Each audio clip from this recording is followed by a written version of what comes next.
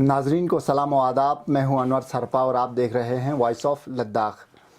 पांचवा LHDC general elections अभी नज़दीक है और कुछ ही दिनों में ये इलेक्शंस होने वाले हैं और इस सिलसिले में तैयारियां भी ज़ोरों पर है। इस सिलसिले में आप लोग देख रहे होंगे हमारे वीडियोस। हमने काउंसलर्स से बात करके पहले 5 साल के मुताल्लिक़ उनसे उनकी कारकर्दगी के बारे में आप तक सवाल जवाब करके पहुंचाने की कोशिश किया था। अभी हम कोशिश कर रहे हैं कि पूरे LHDC इलेक्शन को दूसरे ज़ावियों से, दूसरे नज़रिए से देखने की भरपूर कोशिश कर रहे हैं। आप लोगों को, आपके जो काउंसलर हैं वो शायद आपको आपकी आइडेंटिटी के बेस पे, आपकी शिनाख्त के बेस पे आपको सवाल कर रहे होंगे। आपके इदारे के एफिलिएशन से, आपके लैंग्वेज के एफिलिएशन से, या आपके जो नस्ली या एथनिक आपके जो आइडेंटिटीज़ हैं उनके बेसिस पे आपसे वोट शायद मांग रहे होंगे। तो इसका क्या रोल रहता है इलेक्शन में, इन सारी चीज़ों पे, मुद्दों पे बात करने के लिए हमारे साथ आज मौजूद है एडवोकेट मुस्तफ़ा हाजी साहब। एडवोकेट साहब, बहुत बहुत शुक्रिया, आपने वक्त दिया और हमारे स्टूडियो में तशरीफ़ ले आए। आपका भी बहुत बहुत शुक्रिया मुझे बुलाने के लिए, थैंक यू। सबसे पहले आप से पहला सवाल यही करना चाहूँगा, इनिशियल रिमार्क्स इस इलेक्शन के मुताल्लिक़ आप क्या देना चाहेंगे? मुझे लगता है कि ये जैसे कहते हैं ना कि बहादुर शाह जफ़र ने कहा था कि उम्र दराज मांग लाए थे 4 दिन, 2 आरजू में निकल गए 2 इंतज़ार में। तो मुझे लगता है इतना बड़ा लंबा ये स्ट्रेंज सा इलेक्शन रहा, इस बार इतना लंबा रहा, 2 महीने ऑलमोस्ट हो गए। उससे पहले की तैयारियां थी। तो मेरा यही ऑब्जर्वेशन है कि बहुत ही लेंथी हो गया है एक तो, इसकी वजह से लोगों का जो एंथुजियाज़म है वो कम मुझे होता हुआ नज़र आ रहा है, क्योंकि काफ़ी टाइम से कैंपेनिंग कर रहे थे, बार बार उसी चीज़ को रिपीट करने से उस पर जो एक पैशन जो था, एंथुजियाज़म था, वो कहीं ना कहीं ढलता हुआ मुझे नज़र आ रहा है। बट नॉनदलेस आई थिंक हमें इसको इलेक्शन को करना है, तो 10 ही दिन बचे हैं, 10-12 दिन। तो मेरी यही ऑब्जर्वेशन है कि ये बहुत ही लंबा रहा और काफ़ी महंगा रहा। ठीक है, ये काफ़ी लंबा भी रहा, तो लोगों को उसमें और थोड़ा तोड़ फोड़, क्योंकि इलेक्शन ही तोड़ फोड़ का नाम है, जोड़ने और तोड़ने का नाम है, तो इसमें और भी थोड़ा सा समय रहा और लोगों ने हमने इसमें और कुछ ऑब्जर्व करने के मौका मिला। इसके अलावा मैं आपसे, क्योंकि आप लिखते रहते हैं डिफरेंट जर्नल्स के लिए, डिफरेंट वेबसाइट्स के लिए, तो मैं आपसे, आप इन इलेक्शंस को एक एकेडमिक नज़र से आप देखने की कोशिश करते हैं, तो मैं आपसे ये पूछना चाह रहा हूँ कि ओवरऑल ऑब्जर्वेशन आपका क्या है इस इलेक्शन को लेके, क्योंकि इस इलेक्शन में आप पूरे कारगिल में रहे, आपने कुछ कैंपेनिंग वगैरह भी करते हुए आपको नज़र आया, तो क्या ऑब्जर्वेशन है आपकी ओवरऑल? अनवर साहब, मेरी ऑब्जर्वेशन है कि ये पहली बार यूटी बनने के बाद हम ये इलेक्शन कर रहे हैं, तो ऐसे में हमारी जो पूरा एक नज़रिया है इलेक्शन को लेकर चेंज हो गया है, मुझे लगता है जी। क्योंकि पहले जब जम्मू कश्मीर का हम हिस्सा थे तो एक जो सबसे बड़े जो ओकेजन्स होते थे वो MLA इलेक्शंस होते थे जी। MP इलेक्शन से भी ज़्यादा वो इंटरेस्टिंग होते थे और बहुत ही ज़्यादा, जैसे मैं पढ़ रहा था, ज़्यादा तो देखा नहीं इलेक्शन के टाइम पर, बट जो पढ़ रहे थे उसमें बड़ी सारी हुलो शोर के साथ वो इलेक्शंस होते थे, बहुत ही हाई लेवल पे कैंपेनिंग होती थी बोथ लेन कारगिल में, और उसमें बहुत ही ज़्यादा लोग एंगेज रहते थे। लेकिन उसके बनिस्बत जो काउंसिल के इलेक्शन से वो इतने ज़्यादा नहीं रहते थे। लेकिन अब जैसे ही असेंबलीज वहाँ से अब ख़त्म हो गई हैं जी, तो यही एक लौता जिसको कहते हैं वो इलेक्शन रह चुका है हमारे लिए। तो उसमें हालांकि ऐसा होना चाहिए था कि लोग इसमें बढ़ चढ़ के बहुत ही ज़्यादा इंथुजियास्टिक होकर हिस्सा लें, लेकिन ऐसा देखने को लग रहा है कि कहीं ना कहीं कि लोगों की जो एक पहले इलेक्शन को लेके जो एक नज़रिया होता था, जिस स्पिरिट से जुड़ते थे लोग, वो इस वक्त कम है। उसके 2-3 फैक्टर्स हो सकते हैं। वो इसलिए पहला फैक्टर ये हो सकता है कि क्योंकि एक कोalition गवर्नमेंट है जी, तो NC और जो नेशनल कांग्रेस है वो मेजर पार्टीज रही हैं जी। PDP हुआ करती थी एक टाइम पे, खैर वो नहीं रही, बट इन द जो हमारी इसमें एरिया में ये 2 पार्टीज बहुत ही ज़्यादा नेक टू नेक उनका कंपटीशन रहा, तो उनका एक जैसे कोalition बन गया, तो उससे भी थोड़ा सा कंपटीशन थोड़ा कम हो गया, तो उससे भी थोड़ी जो इख्तलाफात जो चीज़ें हमें देखने को मिलती थी, जैसे कि एक चीज़ आपने बड़ा नोटिस किया होगा, इस बार वो जो रैलीज, मेगा रैलीज इस वक्त हो नहीं रही हैं, वो कहीं ना कहीं कम इसलिए हो रही है क्योंकि कोalition गवर्नमेंट है, तो मतलब इतना ज़्यादा फ़र्क जैसे लोगों को नहीं पड़ रहा है, 1 एंड 2 क्योंकि हमारी जब से रियासत की जो जम्मू कश्मीर जब चला गया तब से एक पिछले 4 सालों में ये हालात भी कुछ ऐसे रहे, जैसे 370 हो गया, उसके बाद कोविड हो गया, तो एक सॉर्ट ऑफ जैसे ना एक जिस तरह से इलेक्शन के लिए जो एक लोगों का एक ये होता था, एक स्पिरिट होता था, मुझे वो भी कम नजर आता हुआ लगता है मुझे। वो इसलिए क्योंकि हिल काउंसिल की इलेक्शन मुझे लगता नहीं इतना ज़्यादा इंपॉर्टेंस लोगों को लगता है। तो मैं ये समझता हूँ कि जो एक मुझे लगता है गलत फहमी है, मैं समझता हूँ कि ऐसे हालात में अगर आपके पास जो भी इदारे हैं, क्योंकि हमारे पास जब यूटी आ गई है, यूटी इम्प्लीमेंट नाफिज हो गई है, इम्प्लीमेंट हो चुका है, तो ऐसे में हमें उसी सर्कमस्टांसेस में हमें चीज़ों को देखने की ज़रूरत है। जैसे इसमें आपको तो एक पॉइंट और ऐड करना चाहूँगा। एक जैसे आपने बताया कि लोगों का जो शौक ज़ौक़ है वो थोड़ा कम होता जा रहा है, तो इसका एक फैक्टर ये भी तो नहीं है कि कुछ सालों से लोगों का ये एलिगेशंस है, एलएचडीसी का खुद अपना ये एलिगेशन है कि यूटी आने के बाद एलएचडीसी को डिसएम्पावर किया गया, तो शायद इनको इतना ज़्यादा पावर तो है नहीं, ये लोग ज़्यादा कुछ कर नहीं सकते हैं, शायद इस वजह से भी लोग ये भी इनफैक्ट बहुत ही प्रिसाइसली आपने कहा, ये भी एक बहुत बड़ा फैक्टर है। क्योंकि आज जैसे जैसे जैसे ये भी कॉन्सिक्वेंस है 370 का, जैसे यूटी एडमिनिस्ट्रेशन आई तो सारा जितने भी इख्तियारात थे, जितने भी पावर्स थे, वो ऑनरेबल एलजी के पास चले गई।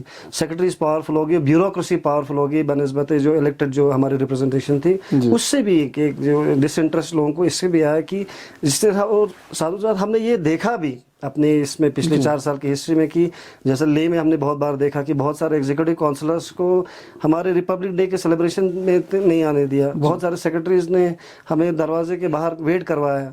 और करगिल में भी हमने बहुत सारे एग्जांपल्स देखे। मैं एक एग्जांपल मुझे याद आता है, जो हमारे एग्जीक्यूटिव ये है हमारे काउंसलर्स हैं मेडिकल के, कोविड के टाइम पे उनको उनके पावर को हमने हमारे आंखों के सामने उनको कम होते हुए हमें नज़र आई। तो ये भी एक फैक्टर हो सकता है कि लोगों को लगता है कि एक ऑल्टरनेटिव एक पावरफुल एक बॉडी आ चुकी है in the shape of the secretaries and the LG administration, and that is why people उनकी तरफ ज़्यादा रुजू करते हैं। तो काउंसलर्स का एक अहमियत उससे भी कम हो गया है। तो बड़े 3-4 जो मेजर फैक्टर्स है, इसकी वजह से वो पहले की तरह वो जोश, वो जो जज्बा था, वो कहीं ना कहीं कम होता हुआ नज़र आ रहा है मुझे।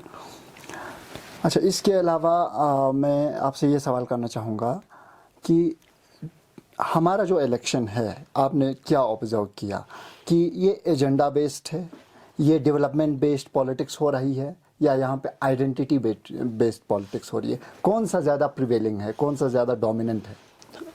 मेरे ख्याल से जैसे इंडिया की पॉलिटिक्स को अगर आप देखें, पिछले हमारे 75 साल की जो पॉलिटिक्स है, it has always been identity politics. मतलब whether it is caste, whether it is religion, whether it is otherwise जो लोगों की जो आइडेंटिटी पॉलिटिक्स है, इन गुड वे और bad way, either way identity politics हमेशा रही है। और बहुत सारे स्कॉलर्स का ये मानना है, जैसे somebody like Asghar Ali Engineer and other scholars, जो वेस्टर्न स्कॉलर्स, उन्होंने ये कहा कि identity politics has in the world across the global liberal societies, it has been advantages in certain places. For example, if there has been affirmative action हुआ या movement हुआ, जैसे RTI का मूवमेंट ले लीजिए, या विमेन से रिलेटेड मूवमेंट है, हमारे ट्रांसजेंडर से रिलेटेड मूवमेंट है, जो एलजीबीटी मूवमेंट है, मुझे लगता है उनमें भी कई जगह पे उनको एम्पावरमेंट के लिए हमारी मूवमेंट्स हुई है। जैसे माइनॉरिटीज़ की अगर कोई कैंपेनिंग हुई, उनकी एक सॉलिडारिटी हुई, तो उनका कहना है कि स्कॉलर्स का ये कहना है कि this is good in a certain way, but at the same time India में बहुत उसकी खामियां भी हैं, मतलब उसके फ़ायदे भी हैं। खामियां इसलिए क्योंकि we have got indulged into identity politics in such a way that it has become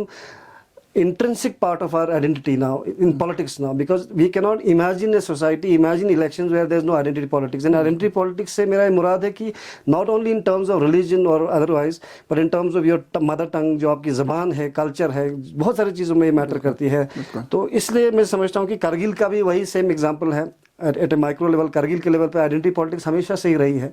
और आइडेंटिटी पॉलिटिक्स सिर्फ जैसे मेन लैंड में जो इस तरह से कास्ट बेस्ड, रिलीजन बेस्ड है, वो यहाँ पे नहीं रहे हैं, because specially in the case of Kargil, because it's a Muslim Shia majority area. There have been other identities जिनको असर्ट किया है काफ़ी टाइम पे। जैसे हम हमेशा देखते हैं कि जैसे हमारे शुरू वाली में सैयद जो डोमिनेंस एक टाइम पे रहा है, ये उनकी एक आइडेंटिटी अलग से रही है। वेदर इट इज़ बैड और not, I don't want to comment, but एक आइडेंटिटी रही है। जैसे ज़बान की बेस पे पुर्गी बल्टी का एक आइडेंटिटी रहा है, हमारे बल्टियों का एक आइडेंटिटी अलग पॉलिटिक्स चलता है। तो उस तरह से हमेशा रहता है, and that I can see even now also in these election. वो इसलिए है क्योंकि वो एक इंट्रिंसिक पार्ट है, बिकॉज हमारा आइडेंटिटी और हमारी जो अदरवाइज जो हमारे रिलीजन, ये सब एक इंटरट्वाइंड इस तरीके से होता है, they are so intertwined that it is very difficult to segregate and separate them and see them in isolation में उनको देखना बड़ा मुश्किल होता है। तो मैं इस वक्त भी देख रहा हूँ कि एजेंडा बेस्ड मुझे कम लग रहा है। ऑल दो इंडिविजुअल लेवल पे बहुत सारे लोगों के अपने एजेंडास हैं, उनके अपने विजन्स हैं, मैनिफेस्टोज हैं, but at the end of the day what how you become a councillor, I think it gets determined by what background do you have. For example मैं आपको जब एग्जांपल आप बटन दबाने जा रहे हो जी। कौन सा फैक्टर ज़्यादा उसको उसके दिमाग पे हावी होता है?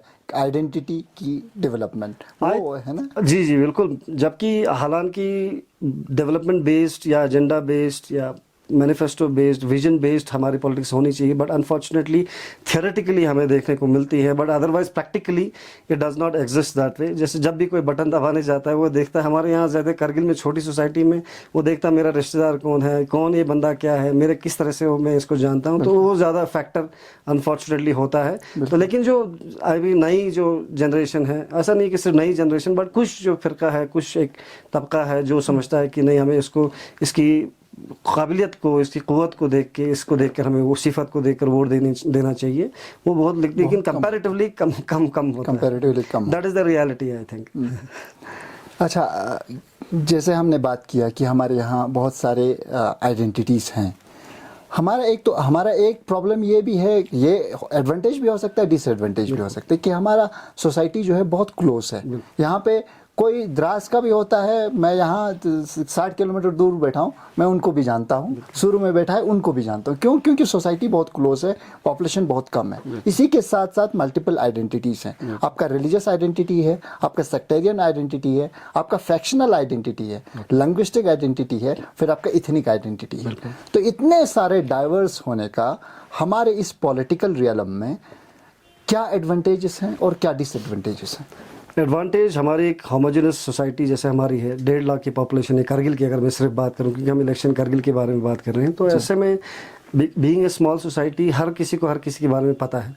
इट्स ए स्मॉल फैमिली जिसमें everybody knows everything, all the dark secrets जैसे बोलते हैं ना। इट्स लाइक जैसे वो बिग बॉस की तरह एक हाउस में सब बैठे हैं, सबको सबकी हकीकत, असलियत और उसकी खामियां पता है। तो ऐसे में एक अच्छे लीडर को चुनना, उसके लीडर के बारे में जो बता कैंडिडेट है उसके बारे में हमें ऑलरेडी पता होता है, तो this works as an advantage in most case. उसकी बुराइयां भी पता, अच्छाई भी पता। इसलिए मुझे लगता है मेरे अपने एक्सपीरियंस में जितने भी हमारे एमएलए इलेक्शंस हुए पिछले, जब से हमारे असेंबलीज बनी हैं और उसके बाद हमारा जब से काउंसिल बना 2003 से, हमारे मोर और लेस मेरे ख्याल से अच्छे कैंडिडेट्स ही आए हैं compared to what has been the situation in the rest of the country and especially in the case of Jammu and Kashmir। क्योंकि जम्मू कश्मीर के तारीख में कहते हैं इलेक्शन डेमोक्रेटिकली सिर्फ 2 ही बार हुआ है जी, और most of the times the elections have been rigged and the people who have rigged state has also played a role in that and there have been people who have played a role in this। मैं एक किताब पढ़ रहा था, Nice Guys Second Finish Second करके, it talks about how at that point of time जिस तरह से शेख अब्दुल्ला की गवर्नमेंट को गिराया, फिर एक दूसरी गवर्नमेंट आई, तो इस तरह से पॉलिटिक्स बहुत ज़्यादा उस तरह से रही है। लेकिन उसकी कंपैरेटिवली करगिल का इलेक्शन, लद्दाख का इलेक्शन कंपैरेटिवली करगिल के केस में अगर मैं बताऊं तो इसलिए अच्छे कैंडिडेट ज़्यादातर आए हैं। जैसे जितने भी हमारे सीईसीज हैं, दे हैव बीन मतलब गुड जेंटलमैन। इनके मतलब ये नहीं कि एक्स्ट्रा ऑर्डिनरी काम किया है, but they have been good. मतलब उनकी इतनी खामियां नहीं थी, किसने गवर्नमेंट ही गिरा दी, बहुत ही करप्ट हो गया, मैलिन हो गया, इस तरह से बिल्कुल नहीं था। उसी तरह से ज़्यादातर जो लोग आए अच्छे हैं, because that is the reason why, because community is close in it and we know those people.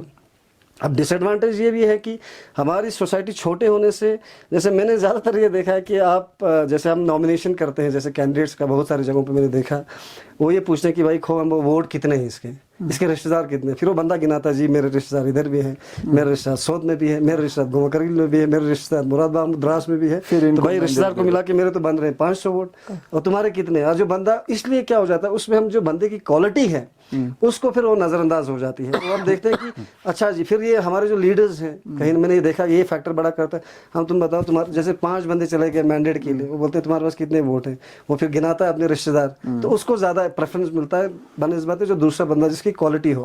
और उनकी मजबूरी भी होती है लीडर्स की, because they want to win that seat and in the aim to win, in the effort to win that seat, you compromise on certain qualities and in that you miss a good leader। मुझे लगता है ऐसा। जैसे इस वक्त मैं देख रहा था, एक हकीकत है, जैसे बिल्कुल जैसे करगिल में अभी बड़े अच्छे यंग लीडर्स अभी आ रहे हैं। जैसे मैं हमारे सुरू बेल्ट में देख रहा था, साउथ के बेल्ट में, पश्चिम में, द्रास के बेल्ट में अच्छे अच्छे लीडर्स आ रहे हैं, तो उनको इधर भी ये लगता है कहीं ना कहीं दिमाग में कि यार किसी मेरे एक स्टालवर्ड के साथ, वेटरन के साथ अगर लड़ाई है तो वेटरन को एडवांटेज ये है कि उसके साथ रिश्तेदार, उसकी फ्रेंड इधर उधर बहुत ज़्यादा ऑलरेडी एक एज पे है, तो वो मुझे लगता है वो बहुत बड़ा डिसएडवांटेज है कि छोटी सोसाइटी का। और वही चीज़ आपको एमपी इलेक्शन में और बाकी एमएलए इलेक्शन में वो इतनी ज़्यादा वो फैक्टर इन नहीं करती, इतनी ज़्यादा प्ले वो रोल नहीं करती है, because that happens at macro level पे होता है, बड़े पैमाने पे होता है, तो उसमें वो चीज़ें फैक्टर नहीं होती। लेकिन कॉन्स्टिट्यूंसी कितना ही होता है, हमारे कितने 1.5 लाख पॉपुलेशन है, उसमें आप 30 काउंसलर्स की सीट को या 24-26 काउंसलर्स को डिवाइड करो तो एक कॉन्स्टिट्यूंसी में हमारे 5000 लोग हैं, उसमें वही देखते हैं कि किसके सबसे ज़्यादा रिश्तेदार, वो एक ऑलरेडी एक एज पे ऑलरेडी होता है। तो that is the disadvantage of being a small community, I think. जैसे जो सिचुएशन हमारा है, जो आइडेंटिटी है हमारे यहाँ, मल्टीपल आइडेंटिटी है, या जो हमारा क्लोज सोसाइटी है, उसको देखते हुए, इसी सिचुएशन को देखते हुए कितना पोटेंशियल है, कितना चांस है कि हम आइडेंटिटी पॉलिटिक्स से उठ के, थोड़ा ऊपर उठ के, अब हम डेवलपमेंट बेस्ड पॉलिटिक्स करें?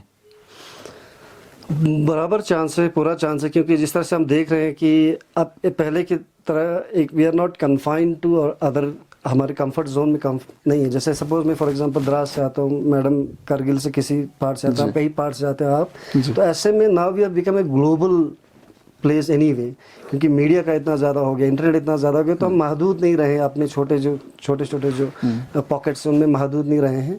तो ऐसे में मुझे लगता है कि आने वाले टाइम में, क्योंकि होमोजेनस तो है, लेकिन अदरवाइज इस तरह से लोग बहुत भी ज़्यादा एजुकेशन पा के अब आ रहे हैं, बहुत सारे यंगस्टर्स आ रहे हैं, दुनिया देख के आ रहे हैं, जम्मू श्रीनगर में पढ़ के आ रहे हैं, इंडिया के कोनों में अब तो फॉरेन भी जाके देख के आ रहे हैं। तो आने वाले टाइम में मुझे लगता है उसका कम चांसेस है, क्योंकि सोसाइटी ग्रेजुअली ग्रो होता है, और हमें लगता है कि एक ही दिन में हम सब एजुकेटेड लोग लाएंगे, सब विजनरीज को लाएंगे, ऐसा भी नहीं होता है। एक जर्नी होती है, मुझे लगता है एक पॉलिटिकल एक जर्नी भी एक कम्युनिटी की होती है, जिसमें धीरे धीरे आती है। तो मैं आने वाले टाइम में, जैसे इस वक्त मैं देख रहा था, बहुत सारे यंगस्टर्स को मौका मिल रहा है, और यंगस्टर्स को किसी आइडेंटिटी के बेस पे मुझे नहीं लगता है उनको मिल रहा है मौका।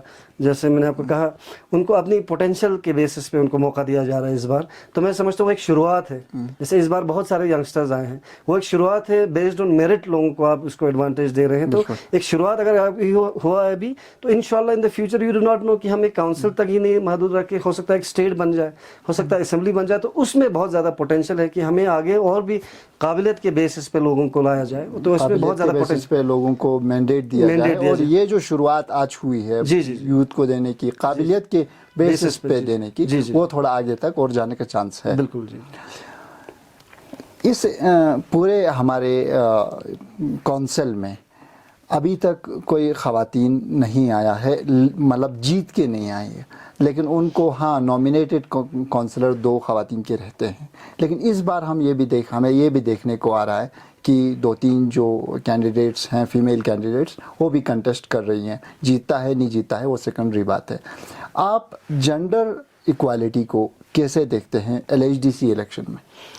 जी, जैसे भी करगिल में मैंने, जब भी कोई महफिल होती है, जब भी कोई गवर्नमेंट कोई प्रोग्राम होता है, या हम प्राइवेट लेवल पे कोई प्रोग्राम करते हैं, तो मैंने हमेशा देखा है कि जेंडर इक्वालिटी की बात करते हैं।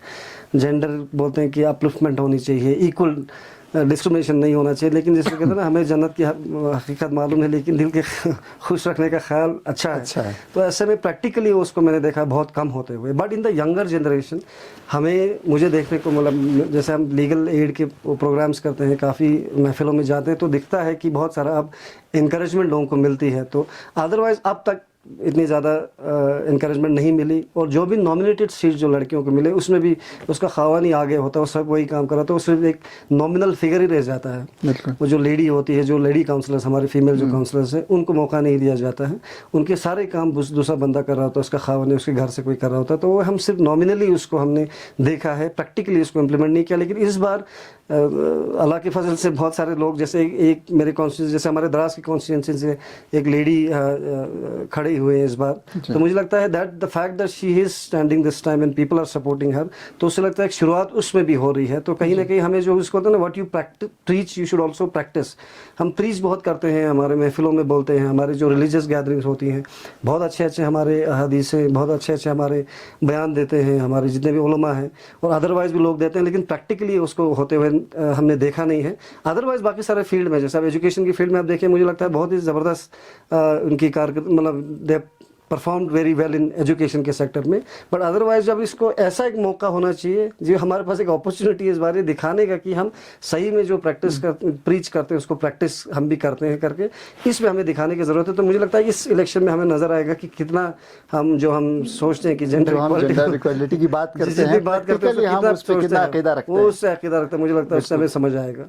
अच्छा, क्योंकि आप एक वकील भी हैं, आप लॉ की पर्सपेक्टिव से भी चीज़ों को देखना जानते हैं, तो मैं आपसे आखिरी सवाल ये करना चाहूँगा।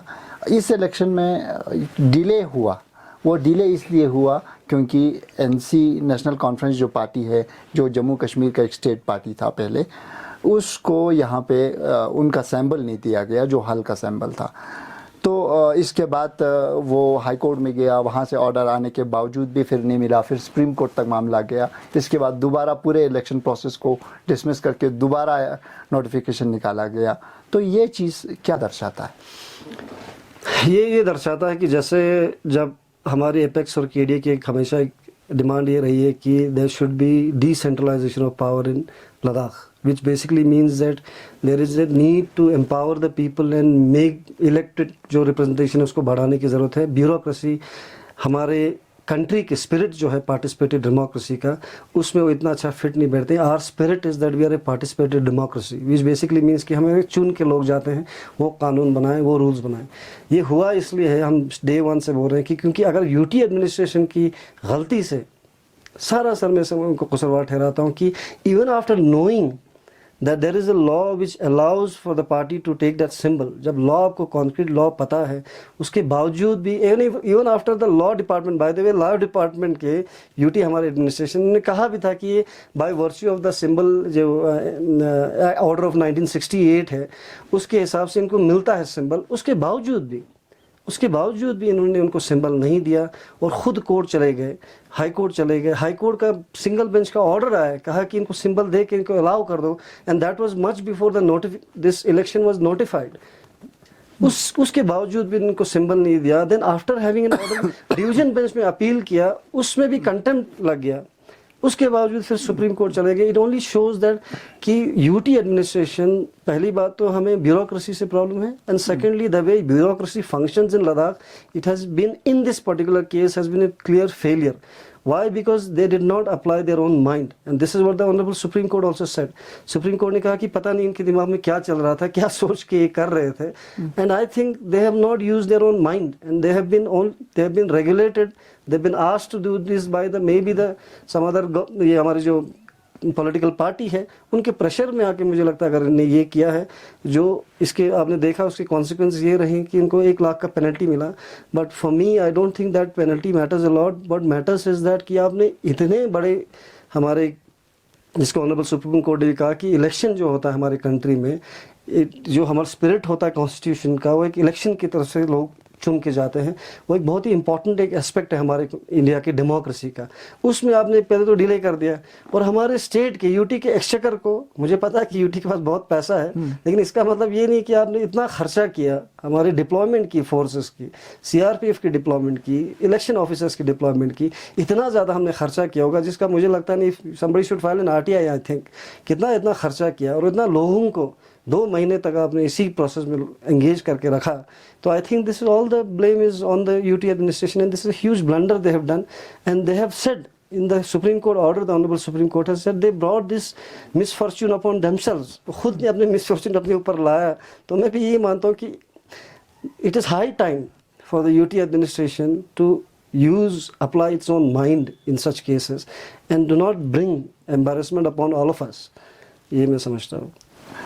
ये थे एडवोकेट हाजी मुस्तफ़ा साहब, जो LHDC कारगिल के इलेक्शंस को आइडेंटिटी पॉलिटिक्स के नज़रिए से डेवलपमेंट बेस्ड और एजेंडा बेस्ड पॉलिटिक्स होनी चाहिए इसके डेवलप पर्सपेक्टिव से, और जेंडर इक्वालिटी को कैसे देखा जाना चाहिए, क्या होनी चाहिए आइडियल सिचुएशन, इन सारे मुद्दों पे बात कर रहे थे। बहुत बहुत शुक्रिया आपने वक्त निकाला और हमारे स्टूडियो में तशरीफ़ ले आए। ये एपिसोड आपको कैसा लगा कमेंट बॉक्स में ज़रूर लिखें, और अगले एपिसोड में हम किन मुद्दों पे बात करें और किन को बतौर मेहमान यहाँ पे बुलाएं कमेंट बॉक्स में ज़रूर लिखें। अगले एपिसोड तक मुझे और मेरी टीम को इजाज़त दें। खुदा हाफिज़।